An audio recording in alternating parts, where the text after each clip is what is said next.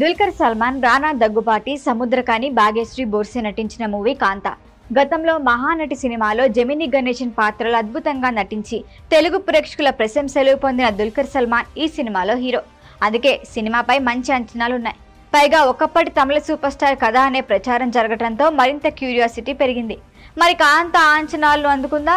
దుల్కర్ సల్మాన్ మహానటి లాంటి hit అందుకున్నాడా? Cinema కథ ఏంటి, ప్రేక్షకుల రియాక్షన్ ఏంటి, రివ్యూ చూద్దాం. కాంతా మూవీని అనౌన్స్ చేసినప్పటి నుంచి ప్రేక్షకుల టెన్షన్ క్రియేట్ చేయడంలో సక్సెస్ అయ్యారు మేకర్లు. తమిళ super star MK Thyagaraja Bhagavathar జీవిత కథ ఆధారంగా ఈ సినిమా తీశారని, అందుకు పర్మిషన్ తీసుకోలేదని ఆయన కుటుంబ సభ్యులు కోర్టుకెక్కారు. ఇది కూడా సినిమాపై మరింత బజ్ క్రియేట్ చేసింది. ఇంతకీ ఆయన రియల్ స్టోరీ ఆధారంగానే సినిమా తీశారా అంటే, ముందుగా స్టోరీ ఏంటో చూద్దాం. ప్రేక్షకులు దేవుడిగా కొలిచే హీరో టీకే మహదేవన్, నట చక్రవర్తి అని ప్రేమగా పిలుస్తారు ప్రేక్షకులు. తనను ఇండస్ట్రీకి తీసుకొచ్చి ప్రోత్సహించిన దర్శకుడు అయ్యా. వీళ్ళిద్దరి మధ్య వైరం మొదలవుతుంది. అందుకు కారణం ఏంటి? అయ్యా తన డ్రీమ్ ప్రాజెక్ట్ శాంతను ఎందుకు సెట్స్ పైకి తీసుకొచ్చారు? ఒక్క రోజులో షూటింగ్ పూర్తవుతుందని అనగా హీరో దర్శకుడి మధ్య గొడవ జరిగి షూటింగ్ ఆగిపోతుంది. అదే రోజు స్టూడియోలో జరిగిన హత్య ఎవరు చేశారు? ఈ హత్య కేసును పోలీస్ అధికారి ఫీనిక్స్ ఎలా సాల్వ్ చేశారు? ఇవన్నీ తెలియాలంటే సినిమా చూడాలి.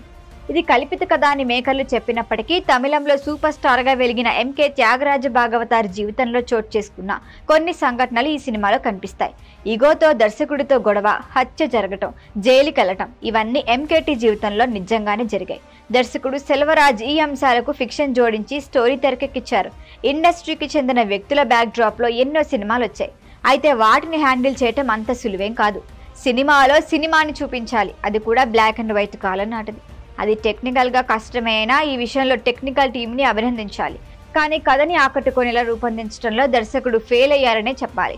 ఫస్ట్ హాఫ్ మొత్తం షూటింగ్ సమయంలో దర్శకుడు హీరోకి మధ్య గొడవలు, వారి ఈగో వల్ల కింది స్థాయి సిబ్బంది పడే ఇబ్బందుల చుట్టూ సాగుతుంది.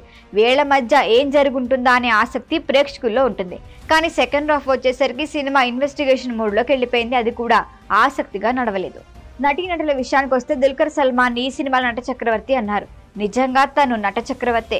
రానా అద్భుతమైన నటుడు అని మరొకసారి చెప్పుకోవాల్సిన పని లేదు. సముద్రకని అయ్య పాత్రలో నటించలేదు, జీవించారు. దుల్కర్ సముద్రకని మధ్య సన్నివేశాల్లో ఎవరికి ఎక్కువ మార్కులో చెప్పటం కష్టం.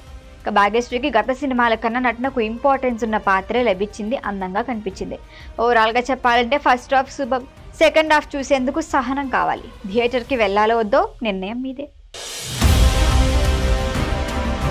ఈ వీడియో కనుక మీకు నచ్చినట్టయితే లైక్ చేయండి, షేర్ చేయండి, సబ్స్క్రైబ్ చేయండి. అలాగే పక్కనే ఉన్న బెల్ ఐకాన్ని క్లిక్ చేయండి.